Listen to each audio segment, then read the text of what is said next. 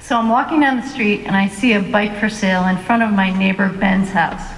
Ben's the resident hippie, and there's always something that he's selling or giving away. So I go up to Ben's door and I knock, and he sticks his head out and I say, "Hey Ben, I'm interested in the bike." And he goes, "Okay." And then he goes, "Are you a nude person or are you a non-nude person?" And I realize why I'm just seeing his head. And I'm like, "I'm a non-nude person." So he says, "I'll be right back."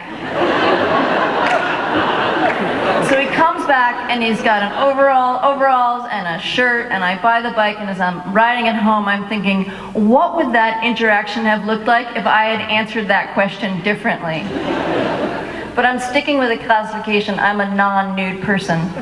And while I think it must be challenging for nude people, it's also challenging for non-nude people, because every day I want to present the real me while at the same time covering up the real me.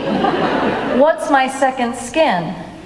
I have this photo of me as a kid, and I'm sitting on a fence, and it's the summertime, and I'm eating an ice cream cone, and I'm wearing a short sleeve striped shirt, boys Levi's jeans, and sneakers. And I'm a cross between Peppermint Patty meets Where's Waldo. And it looks very New England, very tomboy, very lesbian without realizing that I am one. And fast forward to today, the style hasn't changed much, but the knowing that I'm a lesbian has.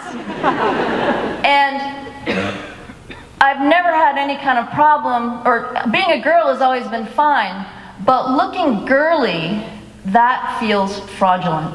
It feels so not me. So soon after buying the bike from Ben, I'm planning a trip to Paris, and I mention it to a friend who spent time there, and she says, "Oh, would you like to borrow a scarf?" And I'm like, "A scarf? It's May. And like most New Englanders, this is the first couple months without a scarf." And she's like, no, not that kind of scarf, a cotton scarf. All the French wear them. And so she goes into her closet and she takes one and she arranges it around my neck, and we go to find a mirror.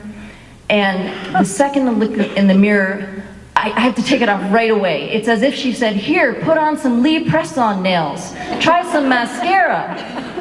So I hand it back to her and I say, "No thanks, it's too girly." And she takes it from me and she's like, "Okay, but it's not girly, it's not." So the second that I arrive in the Paris airport, I realize how right she is. Men, women, children, dogs, they're all wearing scarves. And the men are wearing their scarves over their striped, nicely trimmed shirts, their dark jeans, and their Euro sneakers. And they don't look girly, they look cool. And something inside of me shifts. And I'm like, maybe I can try something new here in the privacy of France. So I meet up with my buddy Carl, and we ride bikes through the city, and we get to a row of shops, and we look at the scarves, and there are little tags hanging off the scarves, and they say 45E, which means 45 euro. So that's $65. And I'm like, $65 for a yard of cotton?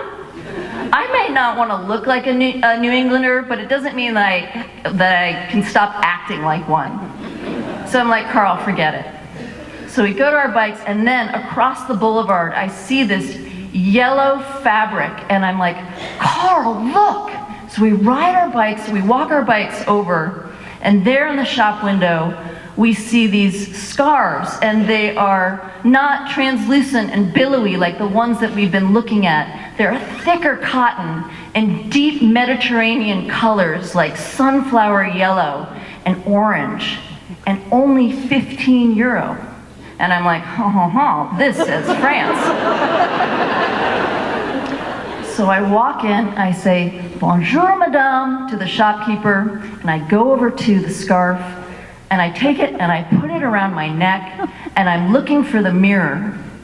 And that's when I see the colanders, and the wooden spoons, and the whisks, and around my neck is a dish towel.